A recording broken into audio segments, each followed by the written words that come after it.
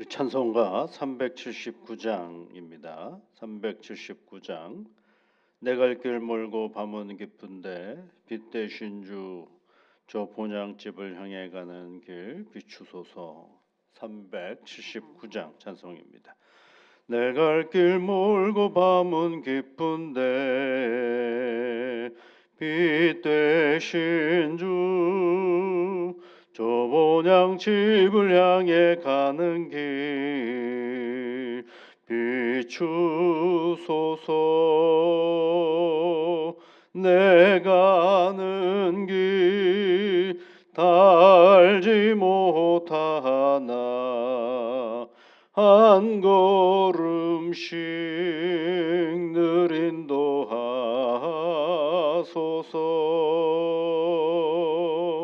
이전에 방탕하게 지낼 때에 교만하여 맘대로 고집하며 의득인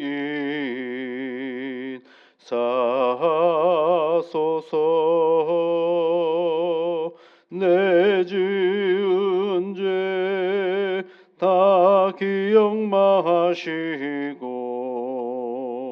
주 뜻대로 늘 주장하소서.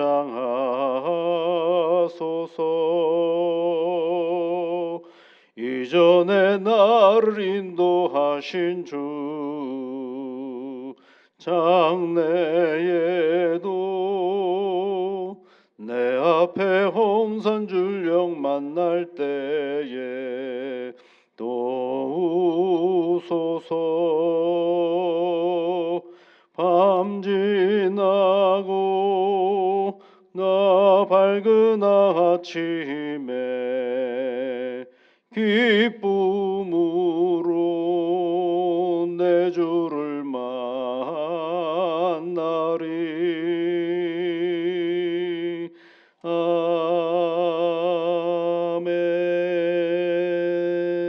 아멘.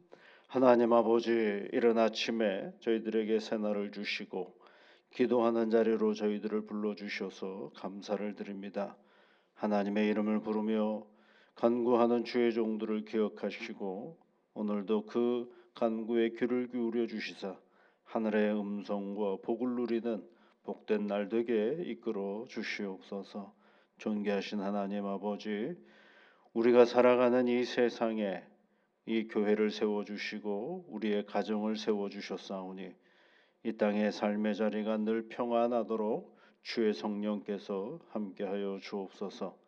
그 옛날 주님이 부활하셔서 두려워하는 제자들에게 제일 찾아가셔서 제일 먼저 말씀하신 것이 너희에게 평강이 있을지어다 하셨던 것처럼 오늘도 이 땅의 삶을 살아가는 모든 주의 자녀들에게 하나님의 평안으로 함께하여 주시고 애쓰고 수고할 때마다 하나님께서 주시는 보람과 기쁨의 삶을 살아낼 수 있도록 이 나라를 지켜 인도하여 주시고 붙잡아 주시옵소서.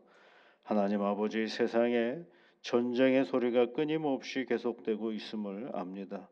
하나님, 분단된 이 나라가 하나님의 은혜 안에서 늘 평안하여 주기를 이 땅의 모든 그리스도인들이 간구하오니 결코 이 땅에 다시는 전쟁의 아픈 역사가 있지 아니하도록 주의 성령께서 두루 감찰하시며 보호 인도하여 주시옵소서.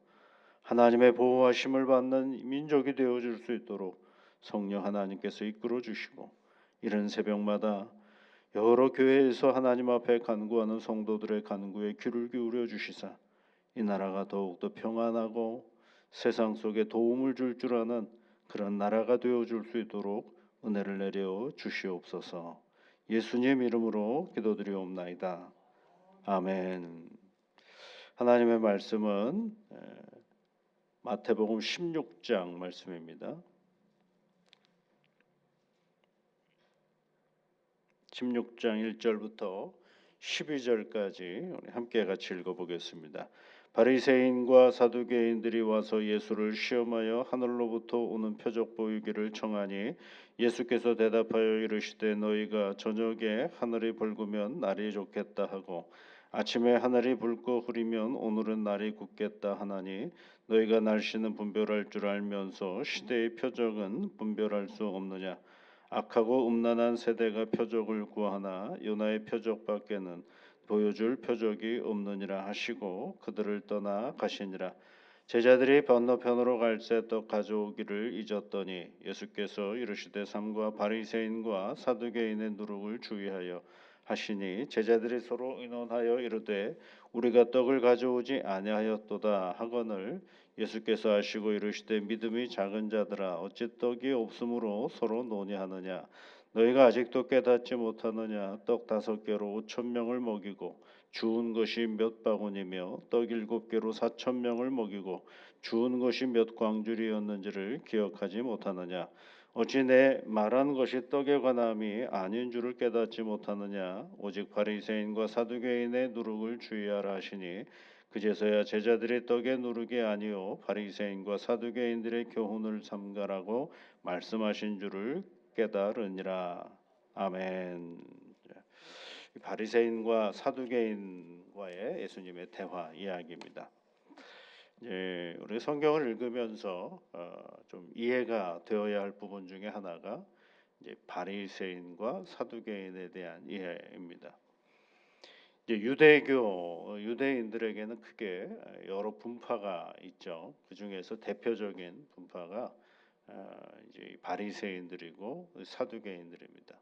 그러니까 사내들인 공의회라고 이제 일종의 유대 사회의 어떤 법적 최고 통치기관이라고 할 수 있는 곳에 이 두 분파가 많이 분포되어 있죠. 바리새인들과 사두개인들 이렇게 되어 있어요. 이제 그네들이 오늘 함께 예수님을 시험하였다라고 되어 있는데 우리는 이제 잘 모르니까 그냥 그런가 보다라고 할 수 있는데 바리새인들과 사두개인들이 같이 올 일이 별로 없습니다.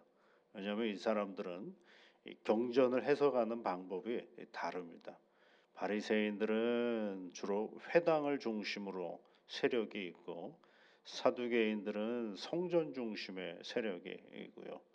그리고 바리새인들은 하나님의 말씀인 모세오경과 더불어서 그네들이 해석해낸 오랜 전통에서 해석해낸 그러한 그 구전으로 내려오는 그런 법들도 인정하는 세력입니다. 나중에 이제 미슈나라고 해가지고 그들의 경전을 해석, 성경을 해석한 그 하나의 그 해석서도 그들에게는 굉장히 중요한 전통이 되는 거죠. 근데 이제 이 사두개인들은 반대로 모세 오경만 인정을 해요. 구전이라는 건 없어요. 그리고 이 바리새인들은 주로 이제 서민들을 중심으로 해서 활동을 했다고 한다면 사두개인들은 성전을 중심으로 한 귀족들이 많이 있었어요. 그러니까 여러 가지 면에서 서로 합할 수 없는 그런 세력들이라고 할 수가 있죠. 그런 것처럼 서로 있고 그다음에 이제 또 하나는 중요한 특징은 바리새인들은 내세를 인정했다고 한다면 사두개인들은 내세가 어딨냐? 오늘 하나님 잘 믿고 살면 되지. 이 정도로 생각했던 세력이고. 그다음에 이제 바리새인들은 주로 로마의 정치나 이런 것들을 저항했던 사람이라고 한다면 사두개인들은 로마와 아주 친했던 사람들의 입장이라고 할 수가 있겠습니다. 그러다 보니까 서로 논리가 맞지도 않고 여러 가지로 해석적인 그런 부분들이 다른데 갑자기 은혜들의 그 긴장 관계 속에 있는데 누가 등장을 했느냐면 예수님이 등장하신 거죠. 근데 예수님이 하시는 말씀을 가만히 들어보면 바리새인들에게도 사두개인들에게도 전혀 도움이 되지 않는 그런 말씀들만 하고 계신 것을 알 수가 있어요. 심지어 예수님이 이런 말씀을 하신 적이 있죠. 마태복음 24장 2절인가의 말씀에 가보면 그런 얘기죠. 무엇이든지 그들이 말하는 바는 행하고 지키되 그들이 행하는 바는 본받지 말라. 그들이 말만 하고 행하지 아니한다라고 바리새인들을 질타하신 이야기가 있죠. 도전이 될 수밖에 없죠. 예수님의 가르침은 그네들의 가르침이 다르니까요. 근데 오늘 그네들이 와가지고 예수님에게 뭘 요구하냐면 하늘의 표적을 요구하고 있습니다. 그런데 여러분 그 전에 예수님께서 오병이어의 기적, 칠병이어의 기적, 그 다음에 병자들을 치유하시고 나타나는 그런 모습들을 보면서 많은 무리들이 그 하시는 일을 보고 놀라워했고 하나님께 영광을 돌리는 일이 있었는데 도대체 또 뭘 또 요구하는 것인가라는 생각을 할 수가 있죠. 앞에 것들을 믿으면 되지 않겠어요? 근데 앞에 행하여 했던 것들은 하나도 믿지 않으면서 또 다른 표적을 요구하는 거죠. 있는 것들을 인정하지 않고 또 다른 표적을 요구하는 것은 그것은 뭘 얘기하려고 하느냐면 논쟁을 하려고 하는 것입니다. 논쟁을 하는 거죠. 끊임없이 논쟁을 일으키려고 하는 그 모습들을 우리가 볼 수가 있어요. 그래서 예수님이 그네들에게 보여줄 표적은 요나의 표적밖에 없다라고 말씀하신 것은 뭘 얘기하시느냐 하면 장차 예수님께서 요나가 물고기 뱃속으로 들어가지 않습니다. 그러다가 물고기에서 토해낸 그런 이야기가 우리가 요나서의 말씀 있지 않으세요? 그 말씀처럼 사흘 만에 다시 살아나시는 예수 그리스도의 진정한 표적을 너희들에게 보일 것밖에 없다라고 말씀하시는 그런 장면입니다. 여러분 우리 신앙은요 표적을 보고 표적을 요구하고 하는 그런 신앙이 되어서는 안 되고요. 예수 그리스도 그 자체가 우리의 신앙의 대상이 되어야 하는 것입니다. 근데 이 바리새인들과 서기관들은 그렇지가 않는 거죠. 그리고 질문하는 의도도 시험하기 위해서라고 이야기를 하고 있는 것입니다.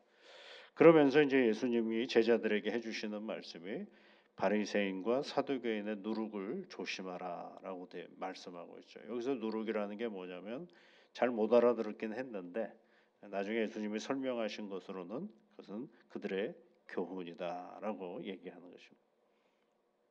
여러분 우리의 진짜 교훈은 뭐예요? 예수님의 말씀이죠. 그런데 이 예수님의 말씀을 적절히 교묘하게 다르게 활용하고 이용하는 사람들이 있죠. 그 굉장히 경계하고 조심해야 될 일이죠. 그래서 분별하는 그러한 능력을 우리가 늘 가지고 있어야 됩니다. 그 분별의 기준은 어디에 있어야 됩니까? 하나님의 말씀에 있어야 되는 거예요. 하나님의 말씀 가운데 있죠. 그러니까 진짜를 자꾸 봐야지 가짜를 알 수가 있지. 가짜로만 자꾸 공격하면 뭐가 진짜인지 가짜인지를 잃어버릴 때가 많죠. 그래서 진짜를 자꾸 봐야 됩니다. 그래서 여러분 그 명품 구별하는 거 보면 여러분 그 명품 구별하는 그 감별사들은 뭘 먼저 봐는지 아세요? 가짜를 봅니까? 진짜를 봅니까? 진짜를 보죠. 진짜를 봐야 진짜가 어떤 모양인지, 어떤 태도인지, 어떤 모습으로 만들었는지를 연구하고 자꾸 봐야죠. 그래야 그것이 기준이 되어서 뭘 발견할 수가 있어요? 가짜를 발견할 수가 있죠. 그래서 진짜 좋은 명품 가방은 뭐 바느질이 어떻다는 등 이런 것까지 다 세밀하게 다 아는 것처럼 그리고 뭐 구석 가방의 어느 안쪽에 어디에 뭐가 라벨이 붙어 있다라는 등 뭐 이런 얘기를 해낼 수가 있는 것처럼 우리가 예수님의 말씀을 잘 알아듣고 그 예수님의 말씀에 늘 가까이 하고 예수님과 함께 해야 뭘 알 수가 있느냐면 가짜를 구별해낼 수가 있게 되는 것입니다. 그래서 오늘 예수님이 제자들에게 그 말씀을 해주신 거죠. 바리새인과 그들의 가르치는 교훈을 주의하라라는 말씀이 오늘 우리에게 주시는 말씀입니다. 오늘도 여러분 세상에 보면은요 다양한 분파들이 있어요. 그렇죠? 기독교도 여러 분파들이 있잖아요. 세상의 모든 사상과 종교에는 분파가 있게 되어 있습니다. 사람들이 창시자가 끝나고 나면 분파가 될 수밖에 없죠. 오늘날 저렇게 시끄러운 중동도 원래는 이슬람은 하나였죠. 하나였는데 무하마드가 이제 죽음으로 말미암아서 그 칼리프라 그러는데 그 후계자를 칼리프라고 하는데 그 칼리프를 선정하는 과정에 있어서 파가 갈려지죠. 그래서 보통 이제 그 대표적인 분파가 크게는 다른 것보다도 수니파가 있고 시아파가 있잖아요. 수니파는 이제 대부분이거든요. 한 80% 정도가 수니파예요. 사우디아라비아를 중심으로 하는 수니파가 있고, 그 다음에 시아파는 주로 이제 이란, 이라크 이런 쪽을 중심으로 하는 시아파가 한 15% 정도가 있다 그러죠. 그 차이는 뭐냐면, 그 수니파는 그 후계자를 선정할 때 모든 사람들이 합의하여서 그 후계자를 선정하는 거라면, 시아파는 정통 무하마드의 후손에서 그 저기 그 후계자가 선정되어야 된다라는 것 때문에 그러니 어떻게 했어요? 맨날 싸우지 않겠습니까, 여러분? 같은 중동이어도 맨날 싸우죠. 뭐 우리나라는 안 그랬나요? 우리나라도 그 유교가 들어오면서 성리학이 발달하면서 또 영남과 호남을 중심으로 또 서로 그 유교 경전을 해석하는 차이에 있어서 다양한 것들이 있죠. 그럼에도 불구하고 계속 유지되는 건 뭐예요? 제일 중요한 건 본질을 잃어버리지 않는 것이 가장 중요한 거죠. 그러니까 우리의 본질은 뭐예요, 여러분? 예수님이죠. 누구의 가르침이 아니라 예수의 가르침이 우리의 중심이 되어야 한다라는 것을 우리가 늘 기억하면서 가야 하는 것입니다. 오늘 여러분, 세상에서 참 예수에 관한 다양한 이야기들이 들려질 것입니다. 여러분, 예수에 관한 이야기를 너무 집중하지 마시고 예수님에게 집중하시면 좋겠습니다. 예수님에 관한 이야기들은요, 자기가 보는 관점들을 가지고 해석해내는 사람들이 많이 있죠. 그런데 우리가 정말 이해가 되든 안 되든 늘 관심 가져야 될 것은 하나님의 말씀입니다. 하나님의 말씀 속에서 성경을 통하여 주님의 말씀을 이해하고 그리고 기도하고 그러면서 이 믿음의 길을 걸어가는 것입니다. 오늘도 주님께서 우리에게 가르쳐 주신 것처럼 표적을 구하는 우리의 신앙이 아니라, 그리고 바리새인과 사두개인들의 누룩에 집중할 것이 아니라 오직 예수님 그 자체에 집중하면서 이 믿음의 길을 걸어가는 그런 새로운 하루가 되시기를 주의 이름으로 축복합니다. 같이 기도하겠습니다. 하늘에 계신 우리 아버지, 아버지의 이름을 거룩하게 하시며 아버지의 나라가 오게 하시며 아버지의 뜻이 하늘에서와 같이 땅에서도 이루어지게 하소서. 오늘 우리에게 일용할 양식을 주시고 우리가 우리에게 잘못한 사람을 용서하여 준 것 같이 우리 죄를 용서하여 주시고 우리를 시험에 빠지지 않게 하시고 악에서 구하소서. 나라와 권능과 영광이 영원히 아버지의 것입니다. 아멘.